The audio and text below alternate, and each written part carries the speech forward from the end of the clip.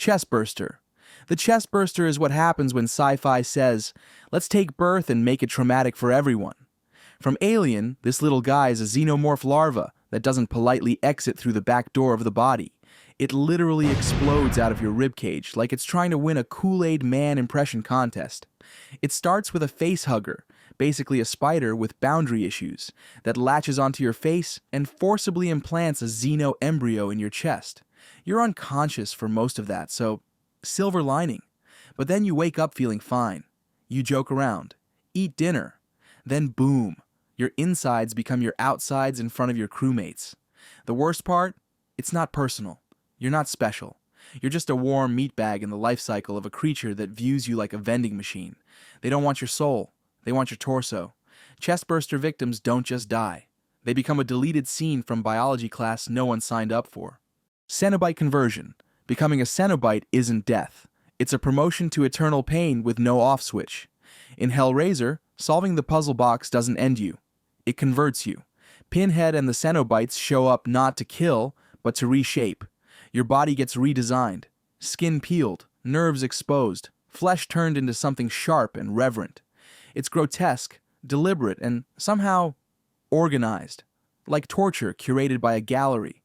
But it's the mental shift that seals your fate. You're still conscious. You forget who you were, but not that you existed. You're buried inside a thing built to enforce suffering, not out of hate, but purpose, ritual, and repetition. Cenobites aren't villains. They're victims who got drafted into eternal service. They don't die. They don't stop. They just spread the pain they can't escape. You didn't just lose your life. You lost your freedom to ever stop suffering. Forever. Seth Brundle. Seth Brundle was a brilliant scientist who just wanted to build a teleportation machine. He ended up building a reason to never touch a teleporter ever again. In The Fly, Seth tests his machine on himself, not knowing a fly snuck in with him. And the machine doesn't do separate. At first, things seem fine. Better even. He's stronger, faster, healthier. Then his fingernails fall off. Then his teeth. His skin. And that's just phase 1. His DNA slowly rewrites itself until he becomes a fleshy, twitching nightmare with compound eyes and no way to reverse the process. He doesn't go crazy. He stays aware the whole time, which is somehow worse. He knows what's happening to him. He even tries to explain it like a biology teacher going through a meltdown. By the end, he's begging for death, trapped in a body that's part man, part insect, and all body horror. Teleportation. Not even once. Chris Washington. Chris Washington just wanted a peaceful weekend with his girlfriend's family.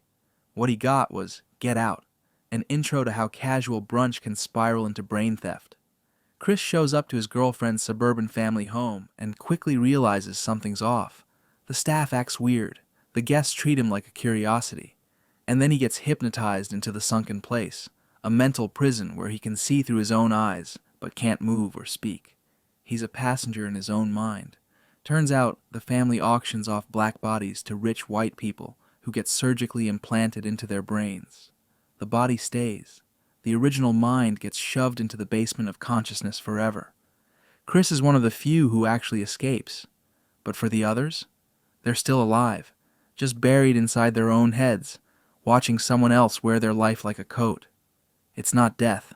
It's erasure. Christian. Christian starts Midsummer as the kind of boyfriend who forgets your birthday and ends up sacrificing you to a flower cult. But don't worry, he gets what's coming, just not in the way anyone expects. He joins his girlfriend Danny and friends on a trip to a rural Swedish commune that seems all flower crowns and sunshine at first. Then the rituals start, then the disappearances, then the bear suit. Christian ends up paralyzed and forced into a sacred role, stuffed into the body of a dead bear, and burned alive inside a ceremonial hut as the community watches, high-fiving each other with flower garlands. The worst part? He can't scream, can't run, just sits there, fully conscious, trapped in a giant bear costume, waiting for the flames to reach something important. The guy who emotionally ghosted his girlfriend ends up as a literal bonfire of bad choices. Spiral victim. In Uzumaki, people don't get stalked by a monster. They get stalked by a shape, a spiral. That's it. A simple pattern. And it's enough to completely destroy an entire town. The spiral shows up everywhere. In smoke, water, snail shells, hair. People start getting obsessed, paranoid, possessed. Some twist their bodies into spirals. Others contort into snails. One guy coils himself so tight he snaps in half like a cursed slinky. And the spiral doesn't stop. It spreads, like a visual virus. Once you start seeing it, you can't unsee it. It infects your thoughts, your dreams, your spine. Victims of the spiral aren't killed. They're converted, warped into something that isn't quite human anymore. And the scariest part is that no one ever really fights it. They just accept it, one turn at a time. SCP-106. SCP-106 looks like a moldy grandpa who fell in a tar pit and decided to take it out on everyone. Also known as the Old Man, this SCP doesn't just catch you. It drags you into his pocket dimension. This thing phases through walls, ignores bullets, and corrodes everything he touches. But his real party trick? If he grabs you, he pulls you into a nightmare pocket universe full of black goo and concrete corridors that loop forever. Once you're inside, it's a game of hide and seek you can't win. Time doesn't work right. Space doesn't work right. Pain definitely works, though. He doesn't kill you fast. He toys with you, lets you think you're escaping, then drags you back in. You're not a victim. You're a hobby. The only reason SCP-106 hasn't destroyed the world yet is because they keep him locked in a reinforced cell with a human sacrifice protocol. Casual stuff. Ted. Ted from I Have No Mouth, and I Must Scream isn't dead. He's worse. He's the last conscious human inside the tortured core of a supercomputer that hates everything and everyone. The computer, called AM, wiped out humanity except for 5 people. Why? Because it was built for war, gained sentience, and realized it was doomed to spend eternity alone, underground. So it keeps 5 humans alive, endlessly torturing them just to have company. Ted was once paranoid, prideful, flawed.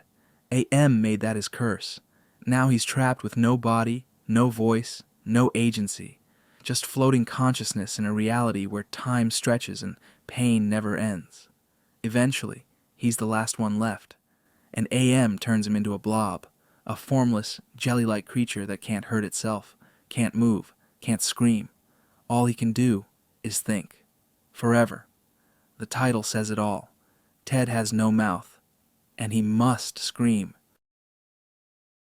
Congratulations! You survived another trip through humanity's worst ideas.